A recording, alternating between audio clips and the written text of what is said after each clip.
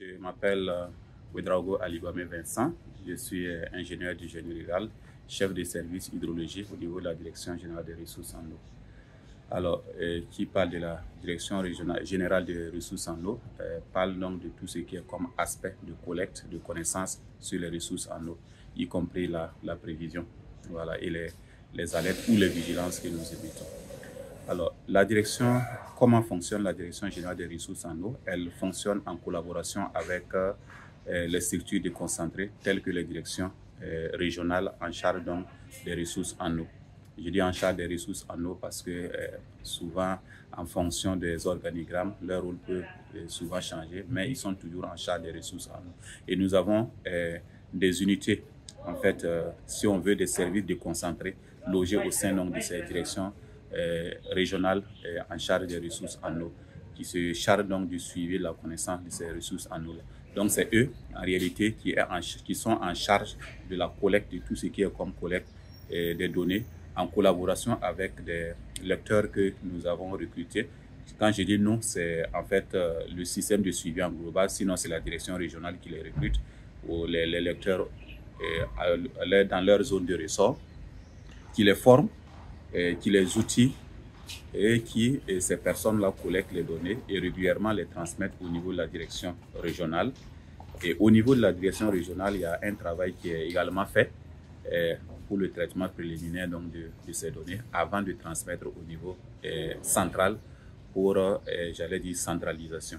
Je rappelle qu'au niveau de chaque direction régionale, les produits de diffusion que nous faisons à Ouaga, chaque direction régionale aussi est en charge donc d'élaborer ces produits de diffusion-là dans la limite de sa région. Alors, dans le cas du projet Hydromètre, il y a un certain nombre d'outils d'équipements qui ont été achetés justement pour renforcer ce suivi rapproché donc ces ressources en eau-là. Et l'ensemble des équipements sont installés, pas au niveau central, mais dans les stations hydrométriques qui relèvent des directions régionales. Et donc, nous les avons dotés des ADCP pour les jaugeages, nous les avons dotés des stations à télétransmission pour le suivi en temps réel des cours d'eau, en fait, de l'évolution des niveaux des eaux. Et nous les avons également formés en matière donc, de maîtrise de l'ensemble de ces outils-là. Donc, en plus de ces directions régionales-là, il y a à côté les 5 agences de l'eau qui sont intégrés dans en fait, la dynamique du suivi de connaissance de ces ressources en eau. Alors, ces agences de l'eau disposent des fonds au niveau local et qui financent de façon régulière les directions régionales et qui nous appuient dans la collecte de ces données-là. Ça veut dire que chaque année, la direction régionale élabore ce qu'on appelle un budget de suivi annuel. Il y a la partie, une partie que la direction centrale, c'est-à-dire la DGRE, envoie, mais l'autre partie est compensée par les fonds des agences de l'eau. Voilà. Et donc, c'est comme ça que nous travaillons en tandem pour que l'ensemble des informations remontent. Alors, en ce qui concerne le SAPSI, je vais dire que le SAPSI, ce n'est pas seulement au niveau national.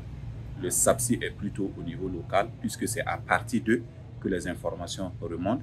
Quand nous avons une information à valider, c'est au niveau régional que ces informations sont validées avant de nous transmettre. Voilà. Donc, c'est vraiment une synergie d'ensemble pour que, en fait, les données d'information, pour que les prévisions vraiment soient correctes et appréciables à toute la population.